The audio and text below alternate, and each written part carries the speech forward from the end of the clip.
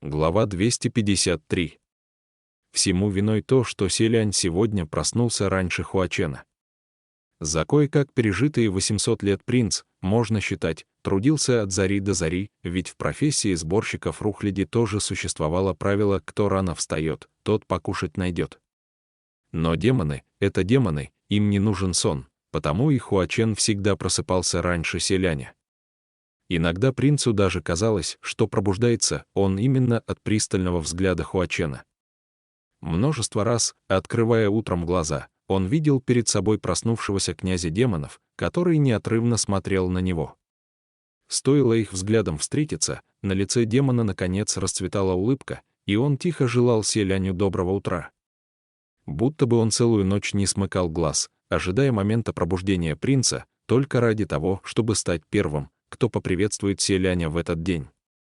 Но именно сегодня Селянь спал очень чутко, даже небо еще не просветлело, а он уже открыл глаза. Стоило ему шевельнуться, Хуачен рядом словно почувствовал это и пошевелился тоже. Селянь потер глаза, повернул голову и не смог отвести глаз. Беда, вот ведь беда. Он никогда не видел такого Хуачена, тот лежал на боку, подперев щеку рукой.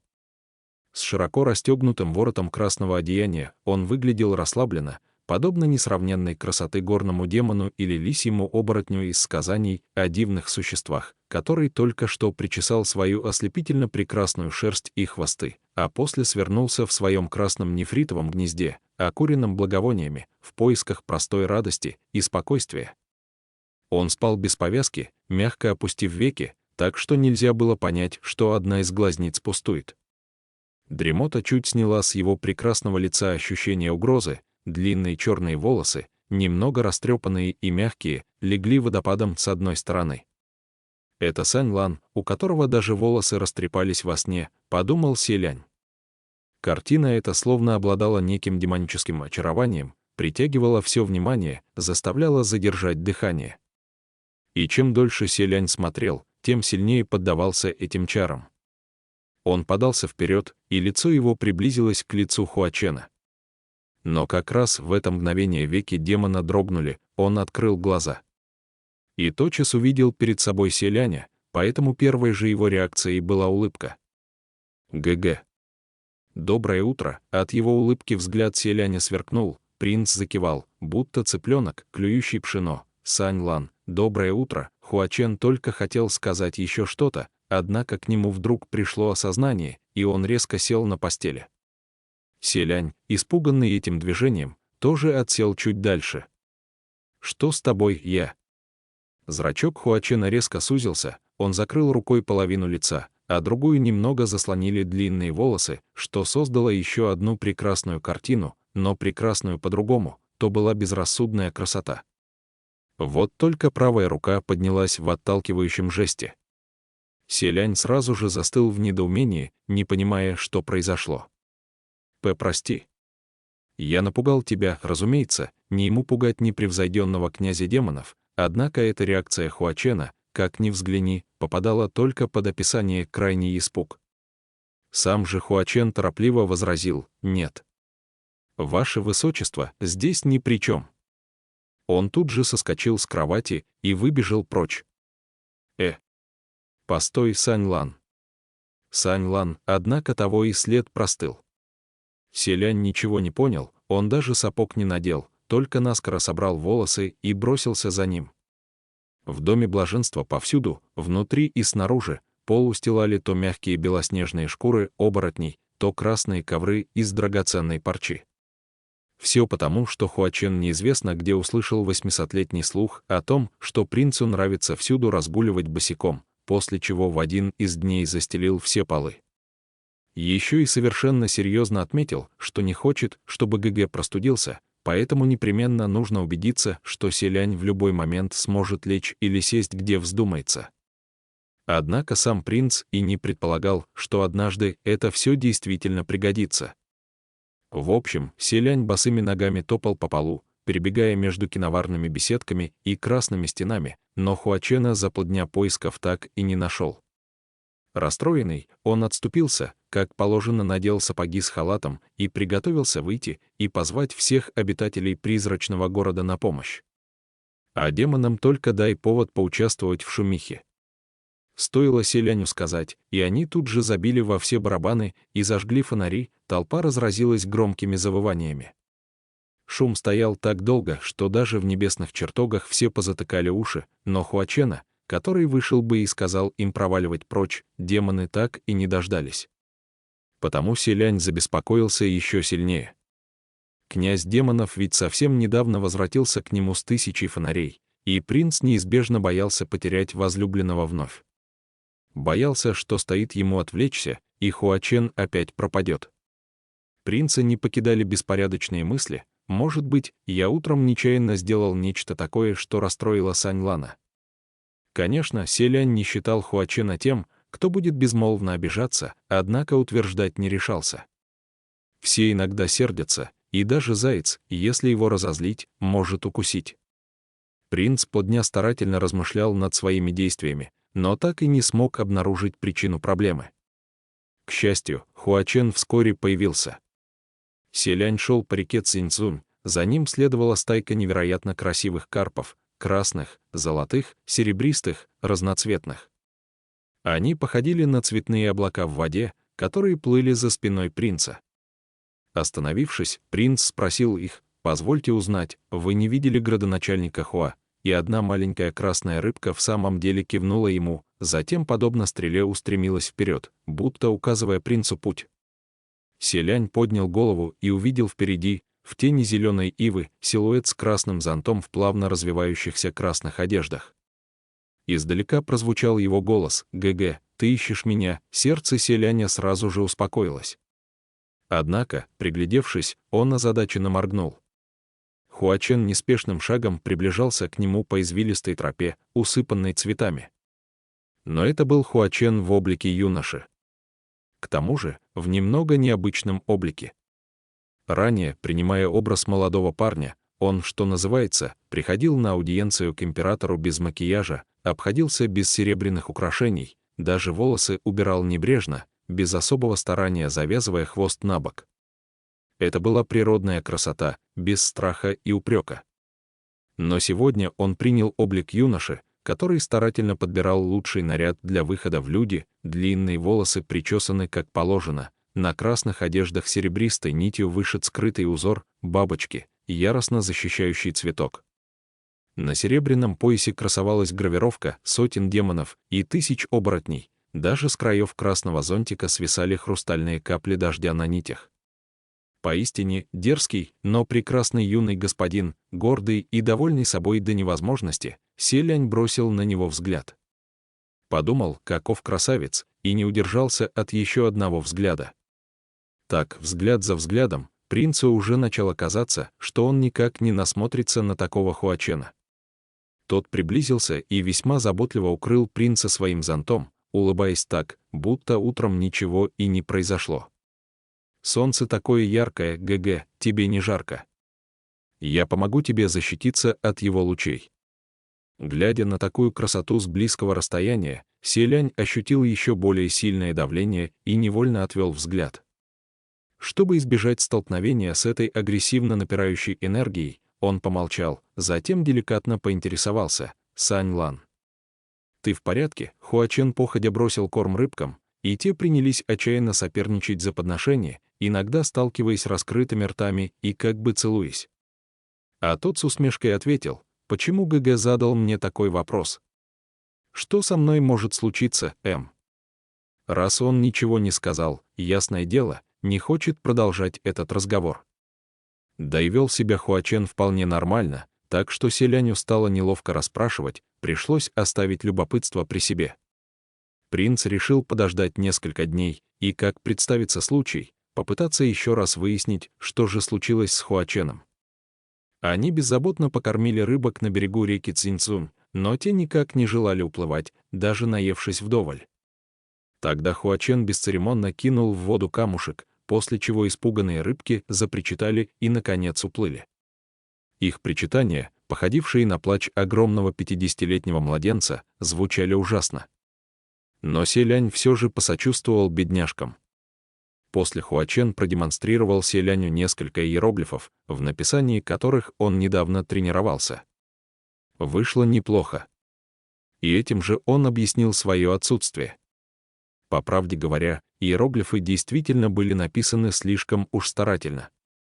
Если поднапрячься, из 10 можно было примерно угадать значение 2-3. Солнце поднялось уже высоко, и Хуачен с Селянем отправились исполнить одну молитву — уничтожить гнездо богомолов-людоедов. Богомолы никак не желали освобождать души людей из нескольких семей, и Селянь решил, что в дальнейших уговорах нет смысла, придется применять силу. Но не успел он даже отвязать Джайо, как Хуачен выбросил вперед свой зонт. И как же невероятен был тот красный зонт, разукрашенный кровавым дождем. По какой-то причине Хуачен сегодня действовал исключительно жестко и быстро. Зонт раскрылся и закружился вокруг своей оси, его края при этом будто обернулись стальным ножом для разрезания костей. А закрываясь, зонт превращался в длинное копье, которое проткнуло разом несколько тварей. Под управлением Хуачена зонт то открывался, то закрывался, вертелся смертоносным оружием, оставляя за собой лишь кровавый дождь. А после, когда зонт снова оказался в руках хозяина, из-под красного края показалась половина несравненно прекрасного лица. Его движения были подобны плывущим облакам и текущей воде, падающему дождю и летящим цветам, завораживающие и стремительные, полные убийственной ци. Селяню не предоставилось и шанса поучаствовать в бою, когда Хуачен уже спокойно и расслабленно стоял рядом и спрашивал «ГГ», а тот покрутил красный зонт и спросил «Проблема решена. Мы можем идти», Селянь наконец пришел в себя. «А, уже все? Тогда идем. Отыщем души несчастных». Но, сделав пару шагов, принц вдруг вспомнил кое-что очень важное. «Слушай, Сань Лан, а твои серебристые бабочки? Они тоже участвовали в битве?» Хуачен наклонил голову набок. «Извини, я их не выпускал». А что Селянь вслух сказал «ничего, ничего», а сам с болью и сожалением воскликнул в душе. Почему же он не выпустил бабочек? Это была излюбленная тема принца. Они с Хуаченом часто обсуждали ее и ранее уже говорили о различных стилях боевых искусств. Кто-то в бою был сдержан и спокоен, это практично, но, как говорится, если тебе не нравится пить простую воду, то и обычный белый рис придется не по вкусу.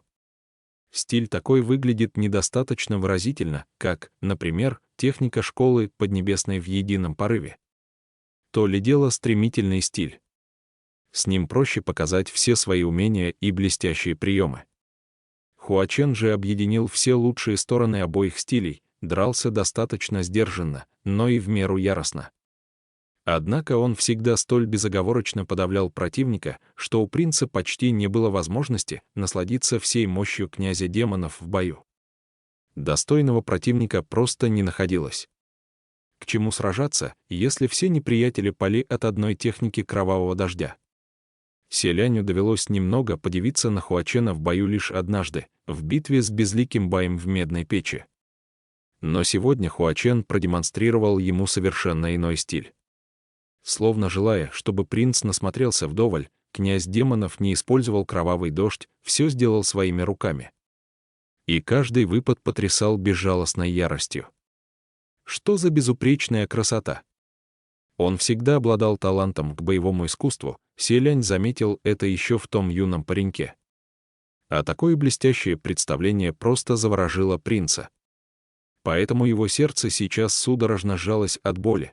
Почему же Хуачен не выпустил бабочек, чтобы те запомнили этот бой, ведь битва определенно стоила того, чтобы раз за разом пересматривать ее еще многие годы. Даже по возвращении в Дом Блаженства Селянь все еще был заворожен и никак не мог прийти в себя. Даже вечером, когда они вдвоем сели поужинать, и глаза разбегались от всевозможных яств на столе, в голове принца словно в карусели по-прежнему мелькали картины боя, то взмах руки, то поворот ноги. Круговорот этих моментов продолжался, покуда принц не услышал, как Хуачен, сидящий напротив, позвал его. Лишь тогда Селянь пришел в себя и спросил, что такое Хуачен, будто о чем-то задумавшись, сказал: Кажется, сегодня ГГ пребывает где-то в своих мыслях. «Тебя одолела скука, разве я могу скучать, когда рядом Сань Лан?» — ответил Селянь, положив палочки. Однако движение вышло столь нарочито небрежным, что палочки задели тарелку, и она громко звякнула. «Быть может, тебе непривычно пользоваться новыми приборами», — Селянь посмотрел на палочки и только сейчас заметил, что это палочки из белого нефрита, которые он раньше не видел. Да если бы Хуачен не сказал, принц вообще не обратил бы на это внимания. Селянь слегка изумленно ответил: «Да нет же. Помнится, мы меняли приборы только раз в несколько дней. Неужели прошлые, из слоновой кости, были плохи, но ведь ГГ после заметил, что слоны в большинстве существа кроткие и послушные. Я подумал, что теперь, глядя на палочки, ты все время будешь вспоминать об этом и жалеть их. Поэтому и убрал». Принц и правда говорил такое. Однако то была фраза, сказанная вскользь, в праздном разговоре с демонами призрачного города, когда речь зашла о слонах-оборотнях. Селянь не стал бы разводить полемику из-за столовых приборов, раздувать проблему на ровном месте и действовать наперекор Хуачену. К тому же, это ведь не Хуачен от нечего делать пошел и убил слона-оборотня. У него просто хранилось множество всяческих сокровищ, которые ему подносили демоны в качестве подарка за исполнение их просьбы. Но Хуачен не только услышал фразу, брошенную в случайном разговоре, но и придал ей значение. Селянь немного смутился и снова взял палочки в руки, негромко сказав: «Ты очень внимателен, Сань Лан». Хуачен усмехнулся и добавил: «Кстати говоря, эти палочки в руках ГГ изготовлены из кости тысячелетнего нефритового духа с горы Куньлунь. Это весьма необычный материал, он долго хранит тепло, а когда попадает в руки или в рот, подстраивается под температуру тела, тем самым не наносит вреда внутренним органам. Он имеет свойство продления жизни и успокоения духа. Еще попользуешься ими. Если они покажутся тебе плохими, я заменю на другие». Селянь торопливо возразил: «Зачем же менять? Хорошие палочки — это те, которыми можно есть. Но как же можно из такого драгоценного материала делать палочки для еды? Как-то немного». Хуачен с безразличием ответил: «Не стоит переживать об этом, ГГ. Драгоценностями нужно пользоваться, а не поклоняться им. То, что мне отдали, мое. Могу делать с этим, что пожелаю». Селянь не знал, как на это реагировать. Даже он сам некогда, будучи наследным принцем целого государства, сиятельным и великолепным, не вел себя так, как Хуачен, не отдавая ни капли почтения к драгоценным предметам. Подумав, он добавил: «Нефритовую кость сформировать нелегко. Как же дух согласился отдать ее тебе, ГГ, догадаешься, только не говори, что ты его побил». Посмеялся Селянь. «Ну что ты?» Хуачен рассмеялся следом. «За какого злодея ГГ меня принимает? Разве Сань Лан стал бы без повода кого-то избивать?» Это был забавный случай, кстати говоря. Будучи натуральным камнем, дух этот мечтал обрести форму в руках искусного мастера, какого искал в мире людей многие и многие годы. Он надеялся, что людские руки сделают из него уникальный предмет искусства. Селяню стало любопытно: натуральный нефрит, что лотос в чистой воде, это ведь самое что ни на есть природная красота. Для чего ему нужно было оставлять на себе шрамы от резца? Каждый человек имеет свои чаяния, каждый демон живет по своему вкусу. Ему вот казалось, что только подвергнувшись истязанию резцом, он станет прекрасным. Что тут могло значить чужое мнение? У него был друг, священный источник, сформировавшийся из родника на горе Куньлунь. Каждый день он звал духа к себе, чтобы тот посмотрелся в воду как в зеркало и уговаривал не трогать природную красоту. В общем, в итоге тот все же выбрал мастера себе по душе. Настоящего мастера. И как затея удалась, мастер действительно был настоящим. Однако вот беда, лошадь иногда спотыкается, а человек ошибается. Ах, Селянь все понял и сочувственно произнес: «Добрая слава не оправдалась, ГМ». Резьба вышла кривая. Даже если мастер ошибается, его работу все равно считают шедевром. Однако тысячелетний дух нефрита так не думал. На него будто рухнуло небо, смысл тысячелетних стараний полностью был утерян. Он едва не покончил с собой на месте, разбившись на мелкие осколки. И все-таки его друг, священный источник, остановил его от столь опрометчивого решения и предложил идею. Сказал, раз все уже так повернулось, может, мы обратимся к легендарному непревзойденному князю демонов, собирателю цветов под кровавым дождем. Говорят, в призрачном городе можно купить что угодно и найти кого угодно. Он имеет смелость драться даже с небесными чиновниками. Может статься, он отыщет того, кто тебя спасет. Селянь во весь голос рассмеялся. Выходит, так он и пришел к тебе. И ты взялся за резец, отбросив палочку из белого нефрита, Хуачен ответил, сделал пару надрезов, подретушировал немного. Выходит, он остался очень доволен твоей ретушью, заулыбался принц. Иначе не отдал бы тебе часть своей кости. Я так и знал. Когда дело касается острого металла 2, неважно, как он используется, Сань Лан в этом истинный мастер. Как бы я хотел посмотреть, какое произведение искусства в итоге получилось из того духа. 2 в оригинале употреблено слово «да», которым называют и саблю, и нож, и резец скульптора. ГГ, если желаешь взглянуть, это не так уж сложно. Однако ты еще не ответил на мой вопрос. На какой? Озадаченно спросил Селянь. Хуачен, накручивая на палец прядь волос, с виду безразлично спросил, как тебе? Селянь озадачился еще больше, что, как мне, глядя на него, Хуачен явно сделался чуть серьезнее. ГГ, как тебе мой нынешний облик? Селянь наконец понял. Вероятно, об этом Хуачен спросил его, когда принц витал в своих мыслях. Но вообще-то что значит «как тебе мой нынешний облик»? Разве не должен вопрос звучать «красив ли я в этом обличии»? Селянь беспримерно искренне ответил «слишком прекрасен». Я никогда не видел такого красивого человека. Кахаем, демона как Сань Лан. Подумав, он добавил вот только что». Тут же встрепенулся Хуачен. Немного смущаясь, принц ответил «вот только». «Сань Лан, ты не мог бы не принимать этот облик», стоило это сказать, и Хуачен будто оцепенел, хотя, возможно, принцу просто померещилось.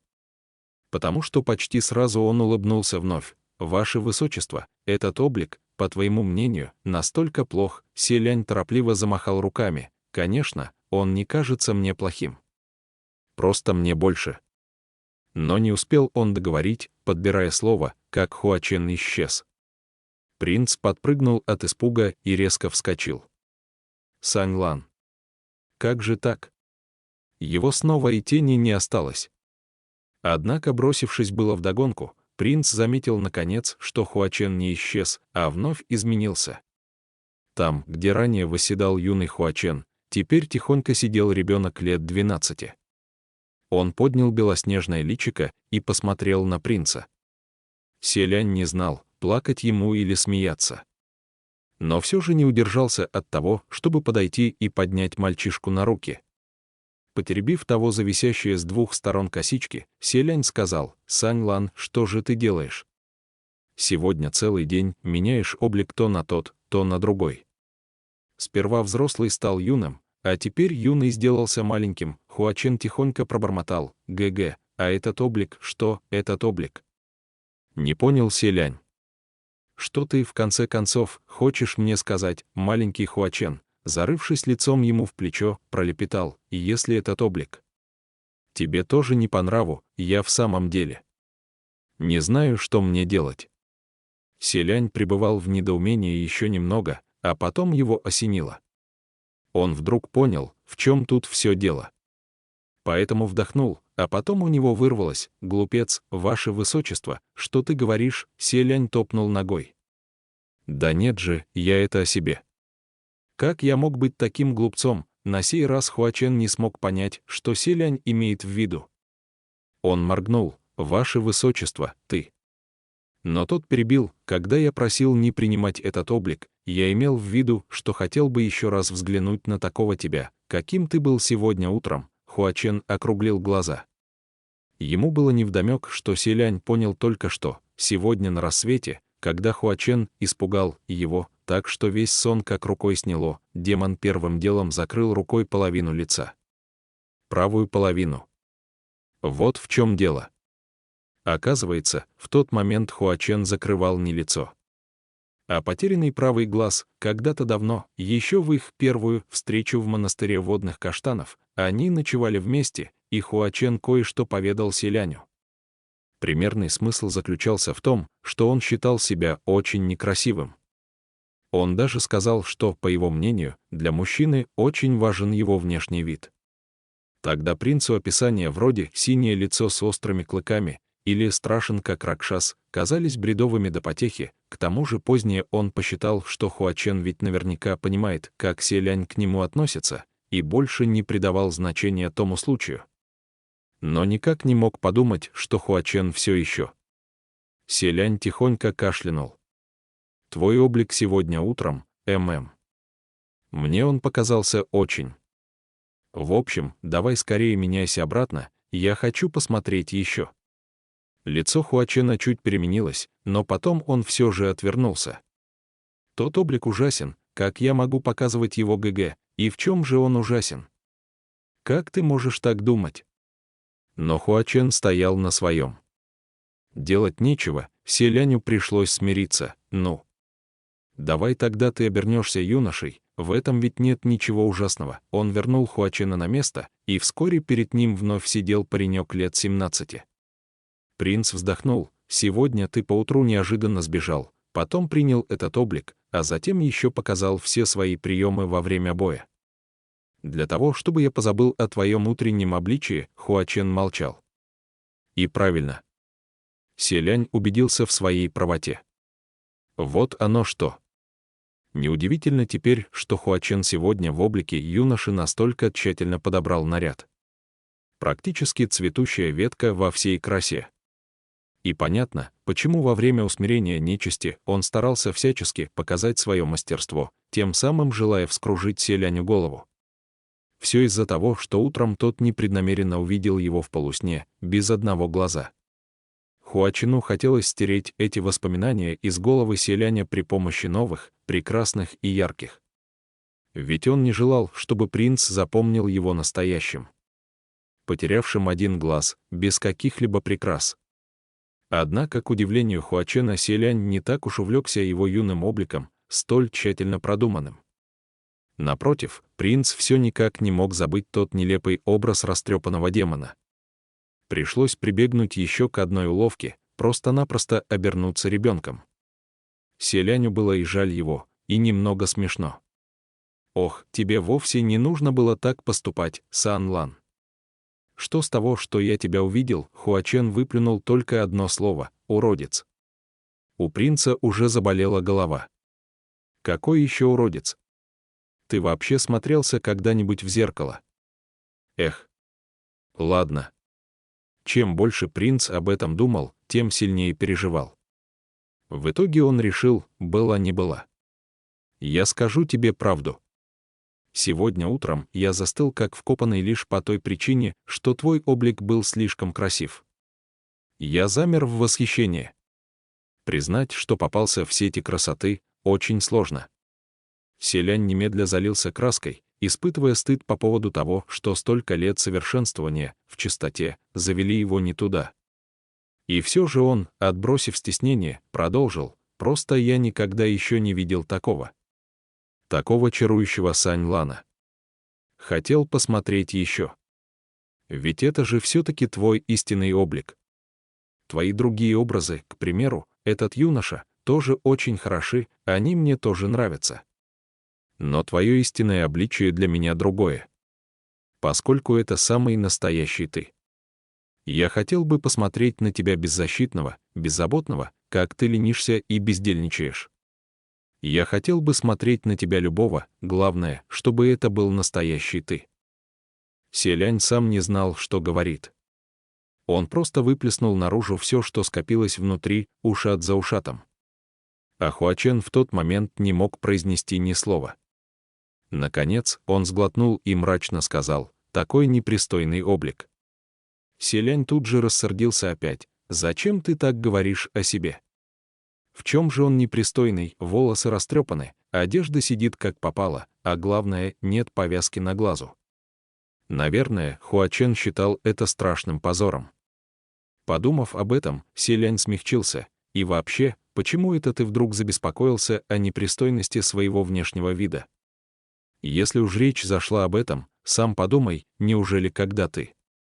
Неужели, помявшись, принц все же выдавил: «Неужели кое-какие твои деяния можно назвать очень пристойными?» Крепко стиснув рукав Хуачена, Селянь тихо добавил: «Мне ведь правда кажется, что твой истинный облик очень красив. Почему ты считаешь иначе?» «Это я чем-то ввел тебя в заблуждение?» Глядя на него, Хуачен сделал глубокий вдох. А потом вдруг притянул принца к себе. «Ваше высочество, все в порядке?» — спросил Селянь, похлопав его по спине. «Ваше высочество», — тихо продолжил Хуачен, — «не переживай так. Моя вина, что заставил тебя волноваться». Селянь покачал головой и негромко сказал: «Это я виноват, не заметил сразу, что у тебя, подумать только, витают такие мысли». «Ваше высочество никогда ни в чем не виноват», — помолчав, он добавил: «Никто никогда не говорил мне таких слов, только ты». Принцу это показалось невероятным. «Я не верю, как такое возможно.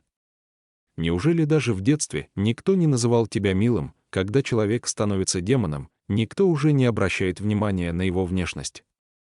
А уж если он стал непревзойденным, и подавно никому не достанет смелости оценивать облик князя демонов.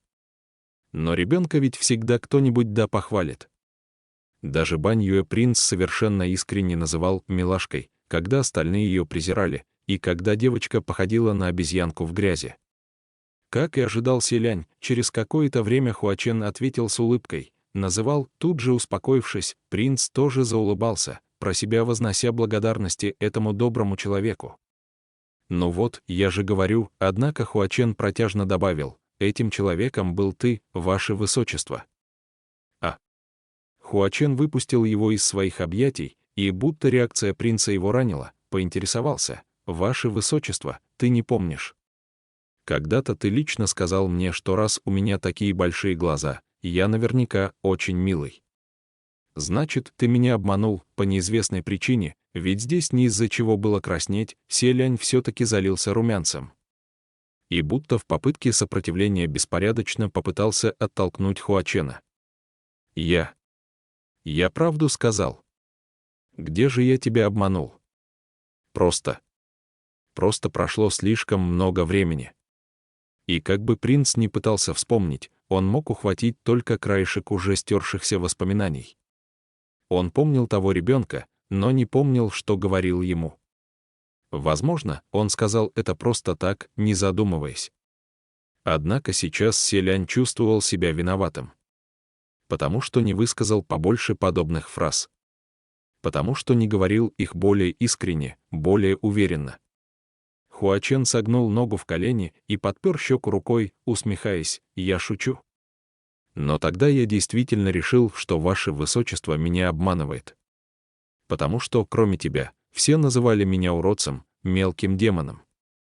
Селяню больно кольнуло сердце. Он перестал отталкивать Хуачена и опять прижался. Они несли полный бред. Такое не нужно помнить. Хуачен рассмеялся: «И правда. Потом я понял, с чего вдруг мне верить тем людям. Что могут сказать такие ничтожества, кроме полного бреда? Конечно же, только его высочество, наследный принц, говорит правду. Только в твоих словах звучит истина». Селянь промолчал, а Хуачен с довольной улыбкой добавил: «Серьезно, даже если ты скажешь, что солнце на небо поднимаешь ты один, я приму это. Я поверю». Селянь продолжал безмолвствовать, а Хуачен с нежностью добавил: «От тебя исходит такая аура, что тебе невозможно не поверить». Ну вот. Опять начинается, ему очень хотелось бы знать, почему же. Почему же, неважно, с чего начался их с Хуаченом разговор, В итоге все приводит к тому, что принц так смущается, что желает себе смерти. Рукой закрыв лицо, Селянь сжался в комок и забился в угол, откуда простонал Сань Лаан. Покуда у него залились краской уши, принц добавил: «Я ведь совершенно искренне тебя утешаю, а ты снова». Прекрасно знает ведь, что Селянь больше всего боится, что кто-то начнет поминать его деяния и высказывания из времен юности, все его славное прошлое. Однако Хуачен прильнул поближе и сам с серьезным видом принялся успокаивать Селяня. «ГГ, я тоже совершенно искренен. У князя демонов будто выросло 8 рук. Принц никак не мог его оттолкнуть, как и возразить что-нибудь». В итоге он решил сдаться и пробормотал, не задумываясь: «Да, да, да. Ты веришь каждому моему слову, потому что я всегда прав». Так Хуачен охотно согласился. Селянь поднялся на ноги. «Значит, в том вопросе, который мы сегодня обсуждали целый день, ты тоже должен мне поверить». Он схватил Хуачена за плечи, посмотрел ему прямо в глаза и самым убедительным тоном снова высказал то, что было на душе. Хуачен с легкой улыбкой закрыл глаза. А когда открыл снова, у него остался только один глаз. Он больше не примерял фальшивых личин. Пряди волос рассыпались по лицу, закрыв пустую глазницу. Свирепый хищник, прекрасный и печальный. Вглядевшись в единственный глаз Хуачена, Селянь затем всмотрелся в пустую глазницу, убрав пряди волос с его лица. А после чуть подался вперед. В последние дни все население 3 миров пребывало в крайнем потрясении и страхе. Кто же еще мог повергнуть их в такое состояние, кроме всем известного непревзойденного собирателя цветов под кровавым дождем? А дело все вот в чем. Нет, вовсе не в том, что собиратель цветов под кровавым дождем что-то совершил. Просто он в последнее время везде появлялся в облике князя демонов. Да, именно в том, с распущенными волосами и с повязкой на глазу. Кстати говоря, этот собиратель цветов под кровавым дождем раньше постоянно менял обличие, почти каждый раз представал в новом образе. Может, ему ни один из этих образов не нравился, а может, ему очень нравилось чувство новизны. Но в последнее время его часто видят именно князем демонов. Что? Как это связано с всеобщим потрясением и страхом? Ну, конечно, связано. Когда он в этом образе, он больше всего любит впадать в безумство, все самые безумные деяния, оскорбление богов литературы, избиение богов войны, сожжение храмов 33 небесных чиновников, он совершил именно в этом обличии. В последнее время, когда собирателя цветов под кровавым дождем видят с его высочеством наследным принцем, первый всегда оказывается в этом облике, да еще и вид у него при этом довольный и радостный. Небось, снова кому-то от него достанется, а? Ох, господа хорошие, неспокойно в 3 мирах. Видать, приближается новая кровавая буря. Слушая все эти рассказни, а потом глядя на Хуачена рядом с собой, который с лучезарной улыбкой ступает по головам оборотней в 9 чжанов, Селянь мог сказать только одно: ну почему все так усложняют простые вещи? Неужели нельзя просто признать тот факт, что этот облик собирателя цветов под кровавым дождем поистине прекраснее всех на свете, первый во всех 3 мирах?